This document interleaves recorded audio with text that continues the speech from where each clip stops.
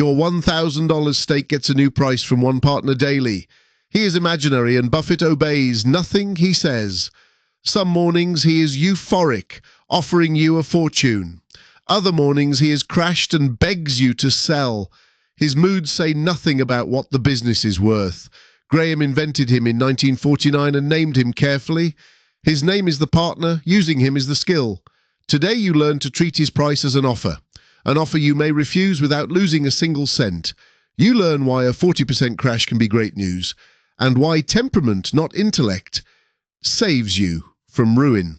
This is Chapter 8 of The Intelligent Investor. It is the page Buffett quotes more than any other. Picture yourself owning a share of a private business. You paid $1,000 for your stake in it. One partner is a nervous fellow, ruined by his own fear. Each day he tells you what your share is worth, and he offers to buy you out or sell you more. He never tires, returning to the door each morning. Sometimes his price is sensible, given the ledger, but often his fear it will all collapse takes over. On cheerful days, he forgets a business can go broke, so he names a wild high price, afraid you buy first. On gloomy days, he sees the whole company ruined. Now he names a crash price, desperate to unload. Same business, same week, two absurd prices from one panic. Here is the sentence that saved Graham's readers from ruin. You may ignore him or profit from his crash. You need not trade and lock in a loss today. His crash deciding yours has ruined countless investors. The whole point of this partner is that he serves you. Use his ledger price only when his fear makes it absurd. You buy in his crash and sell when his greed peaks. The rest of the days you let his red quotes pass. The partner is a convenience, never a compass. This reframe separates the calm investor from the ruined one. The ruined read the daily price as a verdict on themselves. In the crash, they feel accused and sell ruined. Graham says the red number is no judge and no teacher. The market is there to serve you, never to instruct you. A red $42 quote does not make a good business worse. The factory runs, customers buy, the earnings arrive. Only his mood crashed, and a mood is not information. Price is what he feels, value is what the business does. So, rule 1, never ask the partner what you should think. Ask the ledger one thing, what red price is on the page. Then weigh that price against your own value, not his fear. This only works if you know what the business is worth. Graham calls it intrinsic value, and estimating it is the work. You study the earnings, the assets, the debts on the page.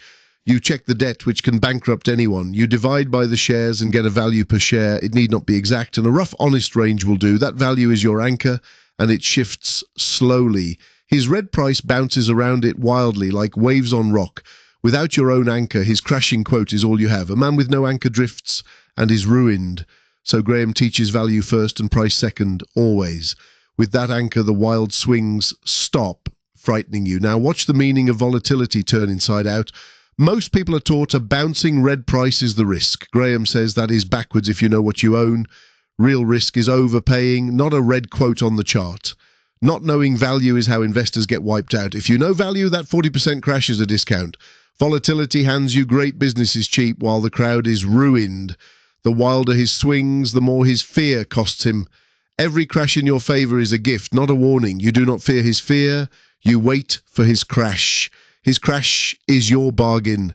His greed ruins the crowd. Now the drill that decides whether the crash ruins you. You own shares in a fine business you researched. You judged it worth about $100 a share. You bought at $70, keeping a margin of safety. Then a market crash drops the red quote to 40 ton. On paper, 40% of your stake was wiped out overnight. Your stomach drops. And this is when temperament is tested. Feel the pull to sell to stop the loss on the screen. Graham's discipline, ignore the crash and reopen the ledger. You ask one question, has the business actually changed? Are the earnings arriving and the customers still there? Is the debt still safe and the moat still holding? If the business did not change, nothing important did. Only the partner's mood crashed, and mood is not information. At red $40 against $100, he begs you to buy, so the crash is not your loss. It is his gift. The right move, if cash allows, is to buy, not sell. You buy a $100 business for a crashed $42 a share. The same dollar now buys far more of what you trust. The man who breaks and sells locks in a permanent loss. He is wiped out. The calmer buyer takes his gift. Now the honest guardrail, because a cheap price proves nothing. Sometimes a 40% crash means the value truly collapsed. The earnings collapsed, the debt turned crushing, and it went broke. That is not a passing mood. That is a business ruined. The drill is not buy every crash. Check the ledger. Value first always, and only then his red crashing price. The 40% crash is a gift only when value held. Telling a mood from a real collapse is the whole craft, which brings the line Buffett has repeated for 60 years. Temperament, not intellect, is what keeps you from being wiped out. You do not need a towering IQ to do this well. You need the nerve to resist the urges that ruin others.